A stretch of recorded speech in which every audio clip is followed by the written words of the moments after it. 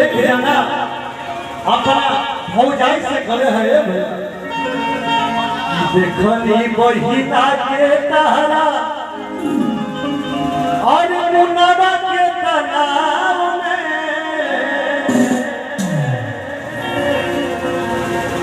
ये हमरा तारा बहिन से प्यार हो गया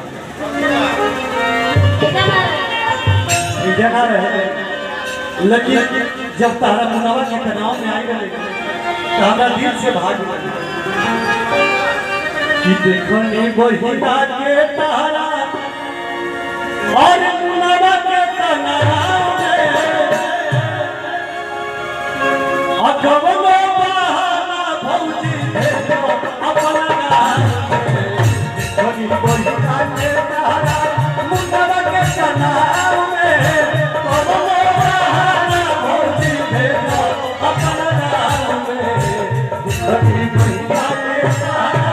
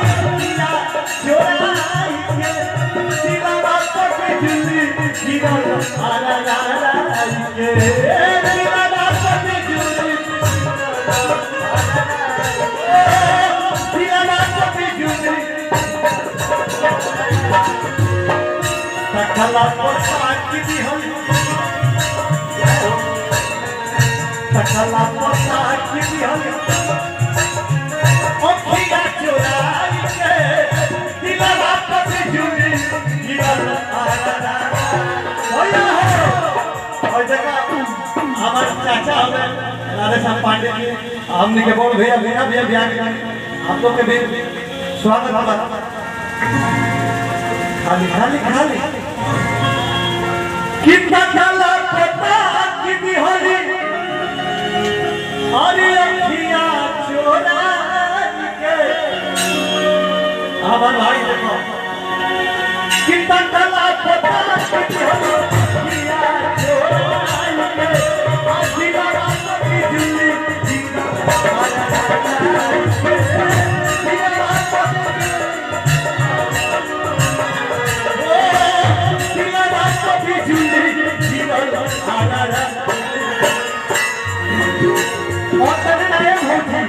लहंगा उठा के जबरू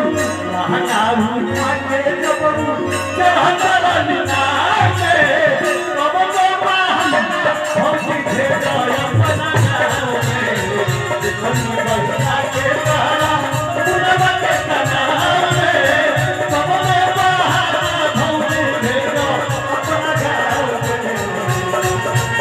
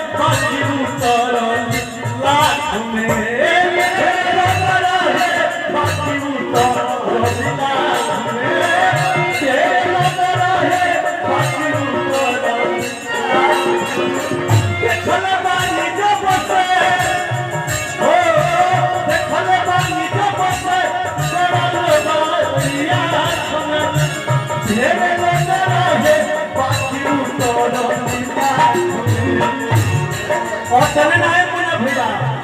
लागे लागी चंदा लागे लागी चंदा मामा के दरिया में कबो बहाना भौजी हे दया बना दिखली बहिना के तारा मुना के कना में कबो बहाना भौजी हे अपना गाँव में दिखली बहिना के तारा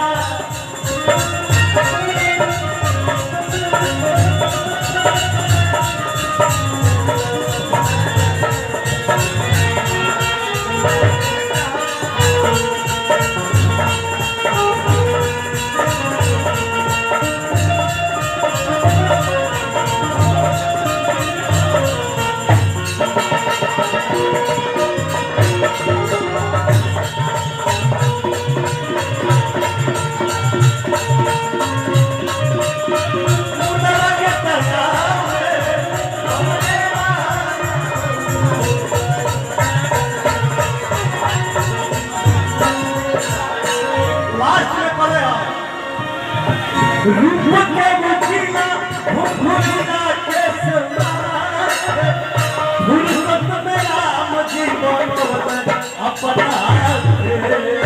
फुर्सत में राम जी फुर्सत में राम जी बनोत देखा हमारा मित्र अजय भैया बड़ा प्यार से जोर सुने रूप के मुखिया रूप में ऐसा किया रूप के मुखिया